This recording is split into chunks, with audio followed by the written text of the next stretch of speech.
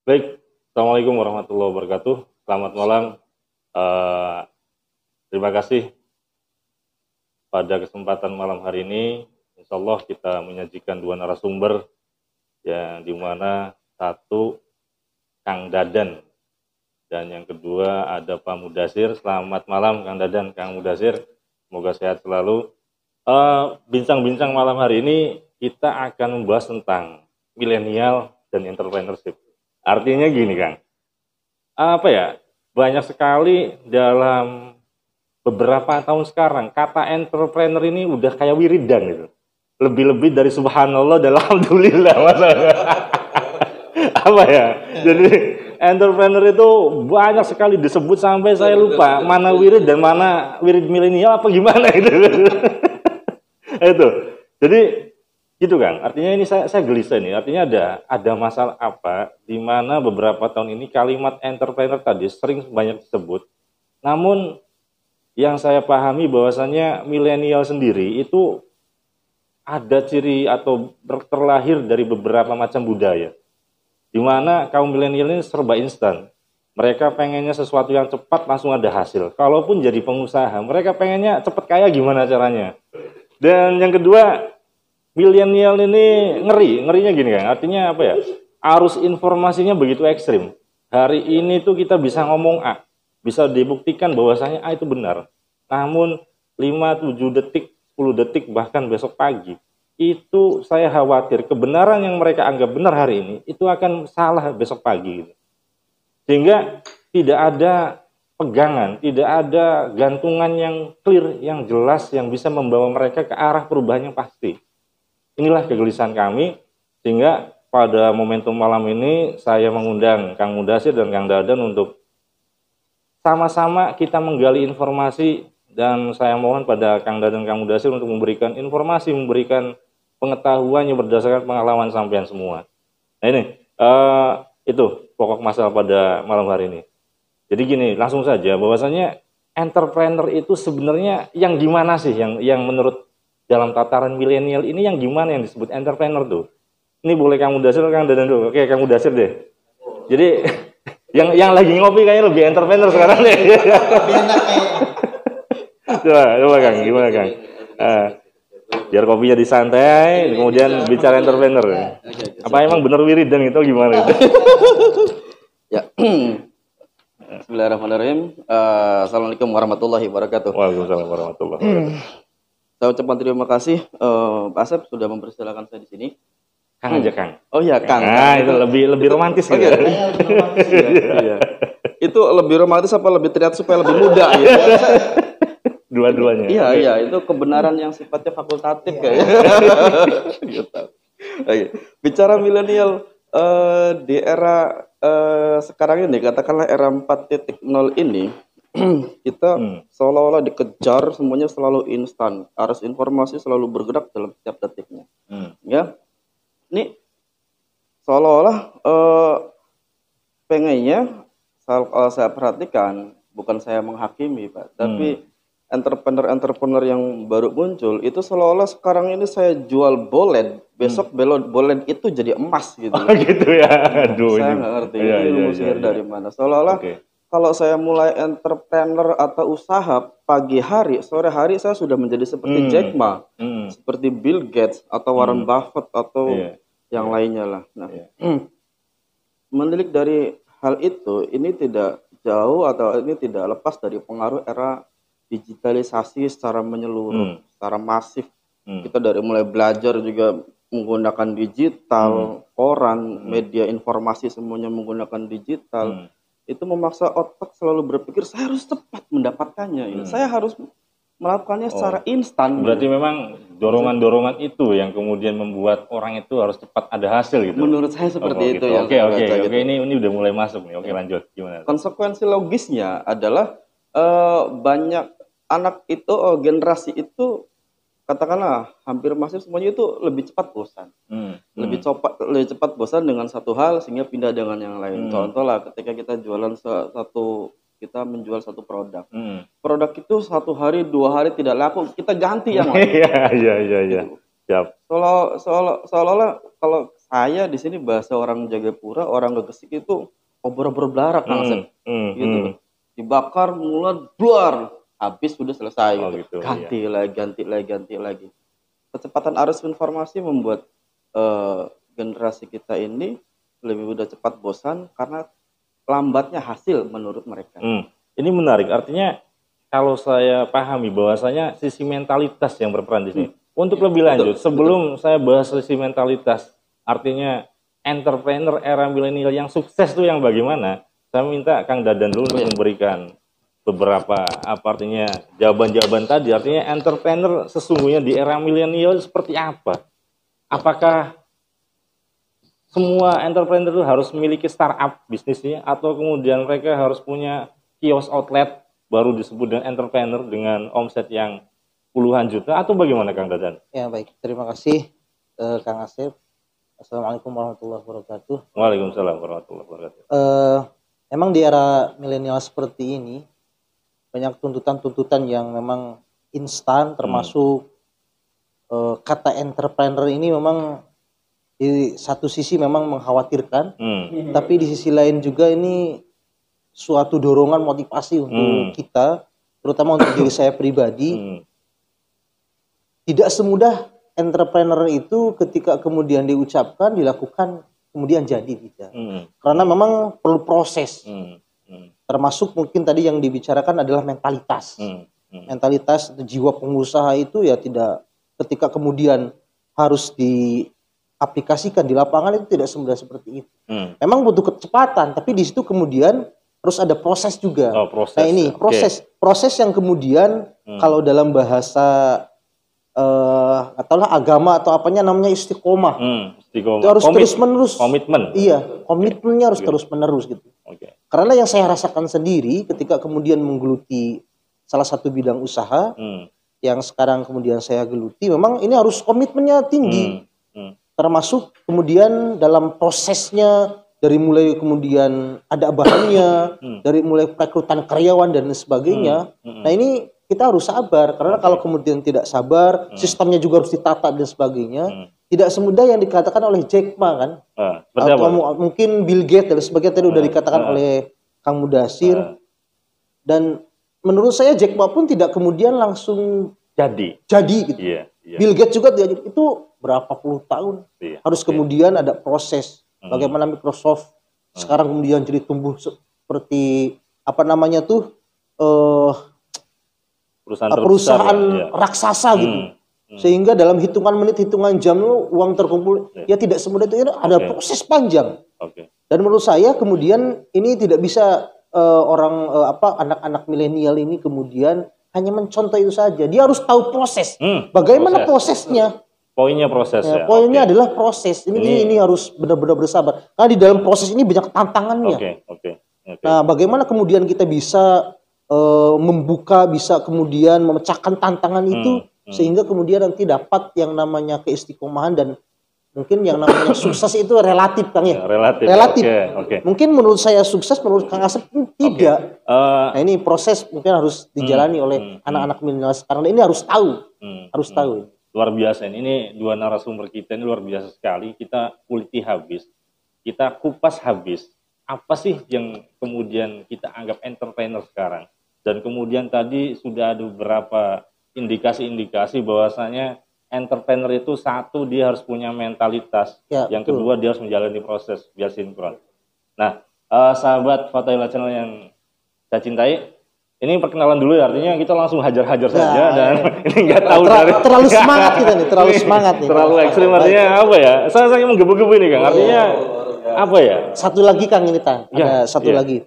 Karena menurut pemikiran saya pribadi, tadi kata sukses dan kemudian entrepreneur juga ini harus bisa kemudian bermanfaat terhadap lingkungan. Karena saya itu ketika membuat suatu usaha, maka bagaimana usaha itu bisa bermanfaat untuk diri saya dan untuk lingkungan. Sepakat, berarti kita pikirin dampak. Betul. Cuman sebelum ke sana Kang Dadan, artinya saya pengen introduce, apa artinya mengenalkan jenengan semua nih pada kawan-kawan sahabat-sahabat Fathahillah Channel. Jadi gini sahabat, ini saya mulai dari sebelah sana dulu yang pegang kopi itu, emang dia hidupnya nggak lepas dari kopi. Ya? Artinya apa ya? Jadi kalau ada kopi ada Pak Mudasir, atau ada Kang Mudasir seperti itu. Mungkin inspirasinya dari situ. Gitu ya. Kayaknya ya. Inspirasinya dari situ. Jadi gini ya Pak. Kang Mudasir ini beliau udah punya 2 pangkalan gas sendiri. Dia memulai dari nol. Nanti sebelum kita bahas entrepreneur dan mentalitasnya, saya pengen Kang Mudasir menceritakan proses dari nol sampai kemudian jenengan itu mampu memanage usahanya sendiri dan kemudian berkembang tanpa harus dikomandoi langsung gitu. Artinya sudah bisa didelegasikan pada yang lain. Dan selain beliau ini pengusaha sukses, dia juga kepala SMP Islamic Boarding School Fatahillah yang baru berjalan berapa? 2 tahun ya? Kang? 2 tahun Kang Asep. Baru berjalan 2 tahun, alhamdulillah. Dan masih banyak lagi sekaligus dosen. Kalau perlu nanti bener lagi insya Allah tahun depan diangkat jadi rektor. Kalau rektor yang sekarang yang mati. Oh enggak, astagfirullah, maaf. Enggak, ya artinya 2 tahun yang akan datang insya Allah jadi rektor gitu ya. Kita doakan. Kita bangga entrepreneur, cendekiawan sekaligus leadership seperti itu. Leader. Dosen pun harus punya usaha. Ini poinnya. Nanti kita bahas lebih lanjut. Ini saya khawatir bisa 3 jam ini. Nah, narasumber yang kedua kita saya kenalkan ini Kang Dadan. Kang Dadan ini salah satu guru di salah satu SMK yang luar biasa sekali di Kecamatan Gresik. Dan kemudian beliau ini adalah pengusaha tebu. Kita jangan asumsinya jangan mengatakan bahwasanya tebu ini adalah satu hal yang rendah atau yang cerem. Tapi kalau ditekuni habis-habisan itu bisa menjadi sumber kehidupan kita. Seperti itu Kang Dadan. Tadi konsep beliau proses. Dan selain fokus di usaha tebunya, Kang Dadan ini salah satu sekjen, sekretaris jenderal. Ini kalau bahasanya sekjen. Luar biasa. Sekjen Ikatan Sarjana Nahdlatul Ulama. Beliau banyak berperan di sini. Itu luar biasa sekali. Bayangkan, artinya di Kecamatan Gresik siapa sih nggak tahu Kang Dadan gitu kan? Oke, itu sahabat-sahabat Fatahillah Channel yang nanti akan kita ulas lagi lebih dalam tentang apa sih kelanjutan dari mentalitas dan proses tersebut. Oke, saya ke siapa dulu nih?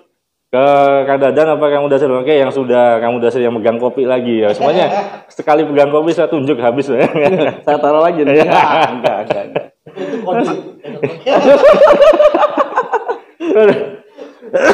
Jadi gini Kang, kalau tadi adalah proses mentalitas itu diperlukan, bahwasanya sampai mengeluarkan statement kebanyakan di era milenial, di saat kita usaha hari ini, 1 minggu kita usaha produk A, kemudian ada hambatan, ada tantangan, dan kemudian kita langsung beralih ke produk B. Dikarenakan mungkin salah satu sebabnya, kalau saya asumsikan adalah arus informasi tadi. Informasi yang begitu cepat, tergiur dengan berbagai macam hasil yang akan didapatkan dari produk-produk yang baru tadi. Berarti mentalitas yang perlu dibangun dalam konsep entrepreneur, ini harusnya seperti apa Kang? Dan mohon ceritakan pula, artinya sampean bisa mengelola 2 pangkalan gas ini bagaimana? Artinya konsep apa di dalamnya? Kan mulai dari nol. Bahkan saya dengar Kang Mudasir ini pernah tertipu seperti itu. Oh iya. Itu tolong ceritakan juga. Beruan tuh. Oh, saya udah baca.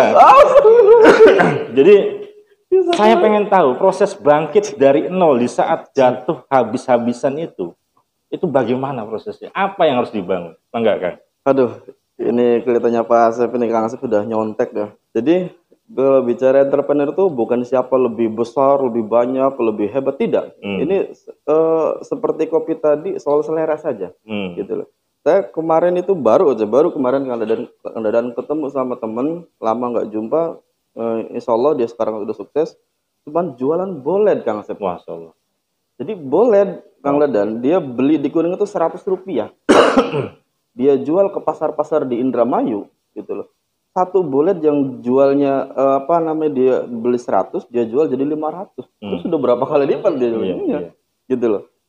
Dan itu omset setiap bulan dia tidak kurang dari 300. 300 apa nih? Juta. Wah, istimewa. Padahal semua modal boled kan. Kemarin saya baru ketemu, mungkin saya juga komunikasi Kang Asep. Saya lagi di Anjatan, maksud saya pengen lihat itu. Nah, kalau dikatakan pangkalan gas, kalau boleh saya klarifikasi, baru 3 Pak. Oh, baru 3 ya. Iya, baru Ya, 3. bagus itu. Ya. Ya, baru di Indramayu sama di Cirebon gitu loh. Kalau dikatakan mentalitas, saya punya satu kata yang tetap dan harus saya pegang dalam menjalankan sebuah usaha, itu komitmen. Komitmen atau istiqomah, istilahnya Kang Dadan, istiqomah, komitmen. Mental seorang entrepreneur itu harus komitmen pada dirinya sendiri, komitmen kepada Tuhannya, pada Allah Subhanahu Wa Taala, dan satu lagi saya komitmen pada orang tua. Orang tua ini saya sangat berperan besar gitu.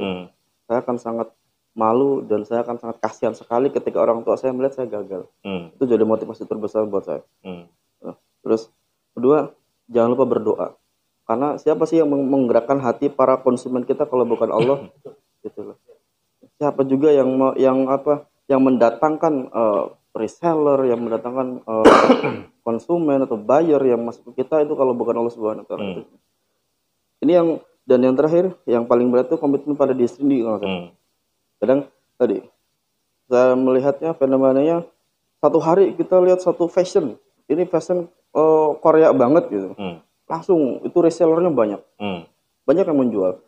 Tapi kemudian 1 minggu kemudian ganti fashionable-nya itu, misal ini anak yang banyak yang lihat, banyak yang pakai, misal dari Prancis, ganti yang dari Prancis, contohnya saja tuh. Artinya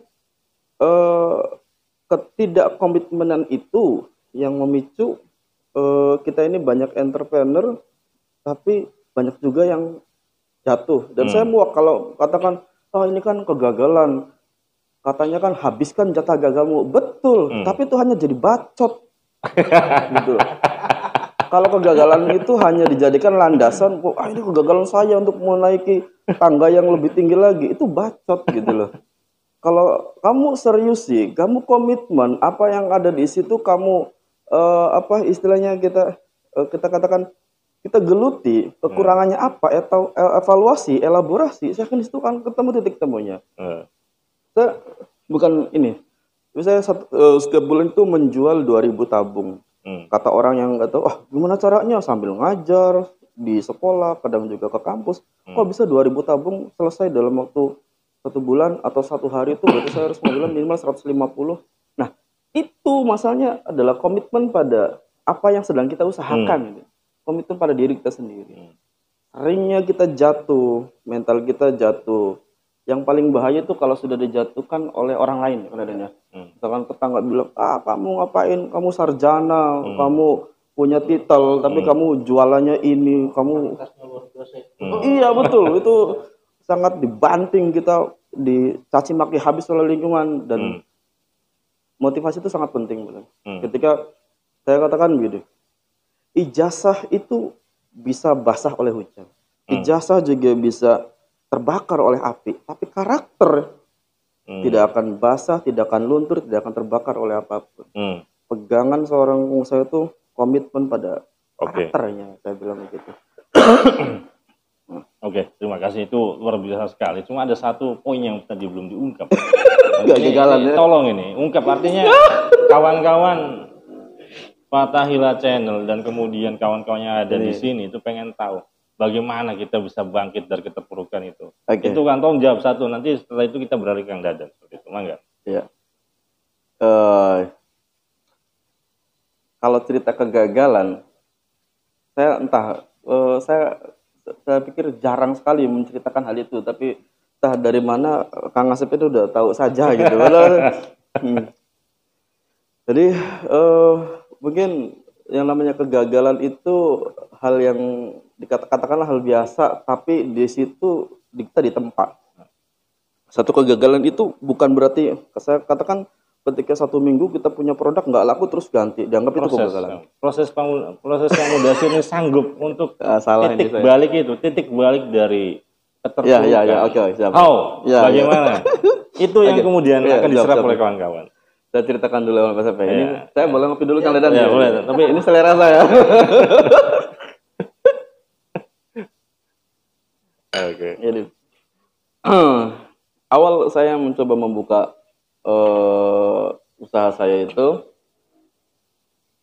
100 juta hilang, Mas. Okay. 100 juta saya hilang. Bukan angka yang banyak. Angka yang banyak. Angka yang banyak untuk saya. Iya. Untuk saya itu luar biasa sekali. Dan jatuhnya pun luar biasa. Saya sudah sangat pede sekali naik di atau saya yakin nih, saya sukses nih, saya percaya dengan orang tersebut. Hanya kepercayaan itu juga yang menjatuhkan saya. Iya. Karena saya tidak hati-hati. Proses jatuhnya itu banyak sekali pelajaran yang saya ambil. Ketika proses jatuh, hal yang sedikit menghibur saya adalah jalan kaki di pinggir jalan. Itu dari jalan Kedawung sampai Tuparep saya puterin jalan kaki. Itu hiburan saja sebenarnya. Gimana saya melihat sesuatu itu silih berganti. Apa yang saya lihat itu selalu silih berganti, di situ banyak pelajaran. Lantas kemudian orang yang paling berperan besar dalam membangkitkan kegagalan saya itu pertama orang tua saya yang selalu mensupport saya, ibu dan bapak mertua saya yang sangat baik sekali, dan tentunya istri saya, Mas. Tadi dinasihati oleh mertua saya. Boleh saya sebut nama, Mas? Boleh. Iya. Bapak Kiai Haji Ahmad Sadil Siddiq saat itu menasihati saya begini. Sesuatu yang Basir, kalau kamu kehilangan sesuatu, lantas kamu tidak merelakannya, berarti kamu tidak rela dengan takdir Allah. Tapi kalau kamu di situ belajar ikhlas, rela dengan apa yang sudah hilang, maka Allah akan gantikan dengan sesuatu yang lebih baik. Itu saya pegang banget. Ini luar biasa sekali ini. Ya. Dari situ saya spekulasi, Mas. Saya spekulasi, ceritanya istri saya itu baru melahirkan, saya juga gagal, Kang. Itu saya sadar, saya ketipu, hilang 100 juta. Istri saya itu sedang melahirkan di rumah sakit Kalisa. Itu orang jahat banget saya, itu jahatnya, zalimnya luar biasa. Saya lagi butuh uang, sementara usaha saya tertipu dan jatuh terpuruk. Saya pinjam itu, cari-cari uang untuk istri saya kebetulan sesar saat itu, jadi membutuhkan biaya yang lumayan lah. Selesai melahirkan, saya punya uang sisa gitu, dari pinjaman tadi 10 juta. Saya spekulasi. Saya datang ke Gragem Mall, saat itu ada pameran mobil. Saya bilang, Mas, saya punya uang 10 juta, saya mau mobil itu. Oh ya nggak bisa, Pak, juga itu sih ya. Harganya ini aja 130, jadi DP-nya 40 juta. Enggak, pokoknya saya minta 10 juta, saya DP-in, saya mau mobil itu. Di situ, yang terpikiran saya pokoknya bagaimana caranya saya punya mobil. Nah, dengan demikian, saya singkat cerita, mobil itu akhirnya kebelilah gitu. Dengan DP saya yang minim, saya hutang menanggung DP itu 10 juta itu. Saya kebeli mobil itu memperlihatkan kepada orang-orang bahwa saya itu tetap sukses. Padahal saya jatuh. Berarti memang balik lagi di mentalitas ya. Iya. Dan mentalitas itu dibangun, disupport oleh lingkungan dan keluarga yang memang pengertian dan paham terhadap apa. Artinya tidak dihabisi bahwa Anda itu gagal, Anda itu bodoh, Anda itu tolol, tidak seperti itu. Itu memang lingkungan itu penting. Ini saya sepakat, Kang Dadan. Saya minta uraikan beberapa hal yang kemudian membuat Kang Dadan itu jatuh sejatuh-jatuhnya dan kemudian bangkit. Apa yang harus dilakukan biar entrepreneur di milenial ini sanggup untuk eksis, survive dengan kehidupan mereka? Silakan, Kak. Terima kasih. Yang kedua kalinya, kalau saya memang berawal dari, mohon maaf ya, bukan menjelekkan takdir saya sendiri, berawal dari orang kecil gitu ya, di desa, ditempah dengan sekian macam cobaan hidup. Kelas 3 saya sudah kehilangan orang tua, ayah. 2016 saya juga kehilangan permata saya juga, ibu. Sehingga dari kecil saya ditempa untuk hidup mandiri, kan. Bahkan di titik terakhir ketika kemudian saya pernah ngeliwet di pondok, terakhir saya dikasih 50.000. Mohon maaf, saya bukan dari Cirebon sebenarnya aslinya. Saya dari Garut. Dikasih 50.000 dari Garut untuk sampai ke Cirebon. Itu 2007. Itu parah banget itu 50.000. Itu luar biasa itu. Aduh. Cuman modal apa? Bismillahirrahmanirrahim, dari Garut ke 50.000, kan. Dan saya tidak tahu lokasi di sini itu bagaimana. hanya mengandalkan alamat satu, ada kakak ipar di sini. Iya. Yang kemudian alhamdulillah sudah jadi guru sekarang di sini. Itu 2007. Iya. Kemudian setelah itu saya mengabdi dan sebagainya di titik terendah. Mohon maaf bahasa kasarnya, mungkin ini sesuatu yang tabu untuk diucapkan. Saya mengabdi benar-benar di masjid pada saat itu karena memang kurang lebih dari 2007 sampai 2010 itu saya nggak tahu, hati saya pengen di masjid aja gitu. Pemuda masjid lah. Parkirin motor apa saja, kemudian saya pokoknya jadi khadimatul masjid. Wah, pokoknya mah apalah saya kerjakan. 2010 saya punya keyakinan saya harus kuliah lagi.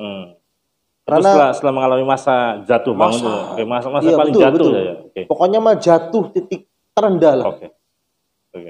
Dan itu kemudian pernah diludahin saya. Diludahin kan? Diludahin sama orang, masya Allah luar biasa. 2010 saya meyakinkan diri saya untuk saya akan harus kuliah. Sebentar Kang Dadan. Ini ada satu korelasi dari dua narasumber kita. Di saat kemudian keduanya jatuh, maka ada. Ini belum keusahakan ya? Iya, sebentar nih Kang Dadan. Ini karena ini momen pentingnya di sini. Sahabat-sahabat semuanya, mentalitaslah yang membedakan mana orang kerdil dan mana orang yang sanggup bisa bangkit. Betul. Itu kan. Iya. Itu saya sangat apresiasi sebesar-besarnya. Kang Dadan tolong ceritakan lagi yang kemudian poin-poin yang memang bisa titik baliknya itu. Iya. Kang. Setelah itu kemudian 2010 saya kembali kuliah, pas 4 tahun kurang 2 bulan saya lulus dengan cum laude. Istimewa ini. Tepuk tangan buat Kang Dadan. Dan saya harus mengabdi di salah satu yayasan juga yang tahu mungkin sama Gus Faiz ya. Saya pernah di situ di Al Muhajirin sebenarnya 6 tahun di situ, enggak sedikit, di masjid dan sebagainya. Kemudian saya menikah dan ketika menikah pun saya tidak dihadiri oleh orang tua karena memang sudah tidak ada. Jadi Allahumma gfir lahumma warhamhumma, mudah-mudahan diterima segala amal kebaikannya ibu dan bapak saya. Dan itu yang memotivasi saya di sini hidup tidak punya siapa-siapa, yang punya Allah Subhanahu wa taala. Entah kalau yang terjadi pada saya itu saya kuat atau enggak Kang Dadan. Itu luar biasa sampean. Luar biasa. Sebelum nikah saya diuji oleh orang tua dari Allah Subhanahu wa taala. Orang tua punya kanker payudara stadium 4 di sini.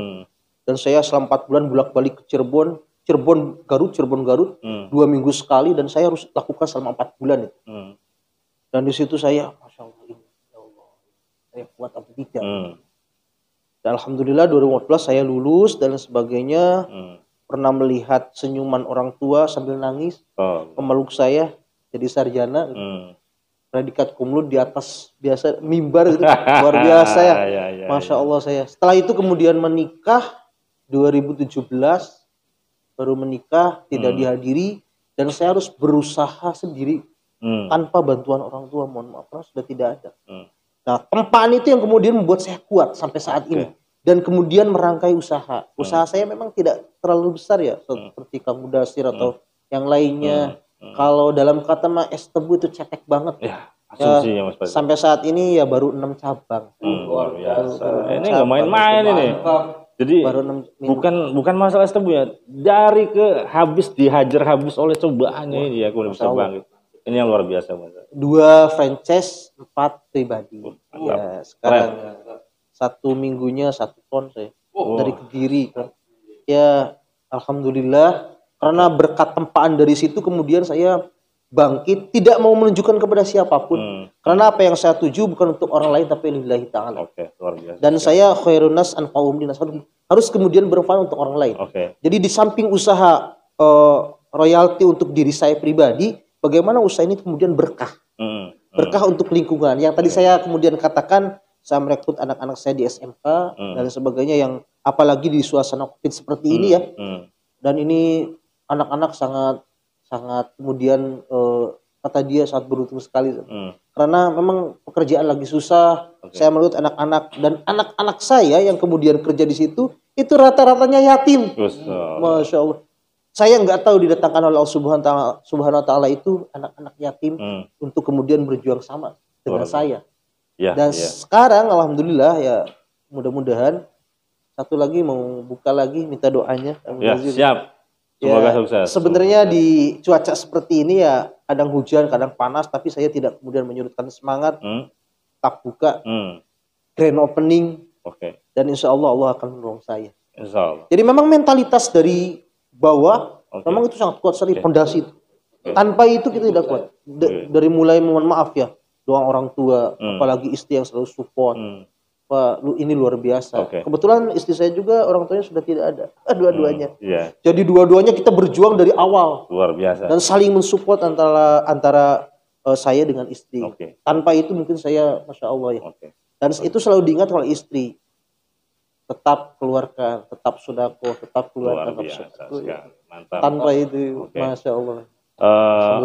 Luar biasa sekali. Dan saya ini darah saya mendidih. Artinya kalau kemudian ada orang yang gampang patah arang atau yang menyerah, itu ekstrim. Oke, kita closing statement pada kesempatan malam hari ini. Ini serasa pagi ya saya. Serasa pagi saya ini. Karena membara sekali. Ya. Pada poin penting di sini kawan-kawan Fatahillah Channel, kesuksesan memang senantiasa berirama atau seirama dengan mentalitas yang jatuh bangun dari bawah. Cobaan, halangan dan rintangan itu hanya bagian kecil untuk menaikkan derajat kita supaya lebih besar. Tetaplah percaya bahwasanya apa yang kita usahakan harus ada dampak sosial. Inilah yang disebut social planner. Semoga talkshow pada kesempatan malam ini bisa menggugah kawan-kawan semuanya dan kita bisa menjadi pribadi yang lebih baik. Mari kita tutup dengan bacaan hamdalah bersama-sama. Alhamdulillahirabbil alamin. Terima kasih Kang Dadan. Mantap. Terima kasih Kang Mudazir. Mantap. Ya. Assalamualaikum warahmatullahi wabarakatuh.